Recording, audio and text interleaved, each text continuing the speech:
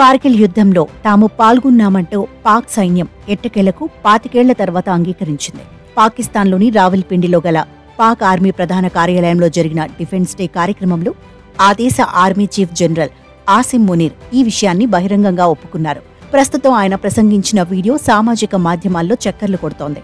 భారత్, పాకిస్తాన్ మధ్య 1948, 1965, 1971 కార్గిల్ యుద్ధం, సియాచిన్ ఘర్షణల్లో వేలాది మంది మన సైనికులు ప్రాణత్యాగం చేయాల్సి వచ్చిందని ఆయన అన్నారు. దీంతో కార్గిల్ యుద్ధంలో పాక్ సైన్యం తమ పాత్రను అంగీకరించినట్లయింది. అయితే 1999 మే, జూలైలో భారత్, పాకిస్తాన్ మధ్య కార్గిల్ యుద్ధం జరిగింది. ముజాహిదీన్ల ముసుగులో నియంత్రణ రేఖను దాటి భారత భూభాగంలోకి చొచ్చుకొని వచ్చిన శత్రుసేనలు కార్గిల్లో ఖాళీగా ఉన్న మన కీలక స్థావరాలను వశం చేసుకున్నాయి.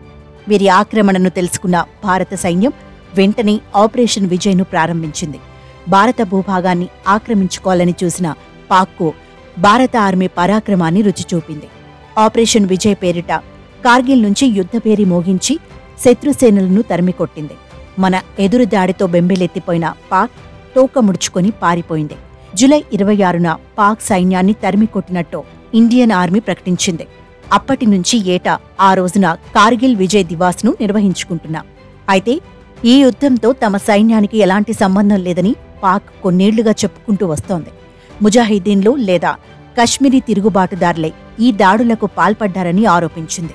తాము పెట్రోలింగ్ మాత్రమే చేశామని చెప్పింది. కానీ చాలా కాలంగా దాన్ని కొట్టిపారేసిన భారత్, పాక్ సైన్యం పాత్రను తెలియచేసేలా కీలక ఆధారాలను బహిర్గతం చేసింది. దేశ ఆర్మీ చీఫ్ ముషారఫ్, ఆయన డిప్యూటీ లెఫ్టినెంట్ జనరల్ మహమ్మద్ అజీజ్లో రావల్పిండిలో జరిపిన ఫోన్ సంభాషణలు విడుదల చేసింది. దీనిలో ఎల్ఓపిని మార్చడమే అంతిమ లక్ష్యమని ముషారఫ్ తన డిప్యూటీకి వెల్లడిస్తున్న వివరాలు అప్పట్లోనే బయటకొచ్చాయి.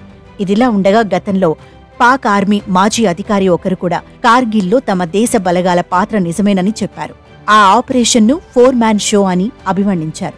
అప్పటి ఆర్మీ జనరల్ ముషారఫ్తో పాటు కొందరు టాప్ కమాండర్లకు మాత్రమే దాని గురించి తెలుసన్నారు.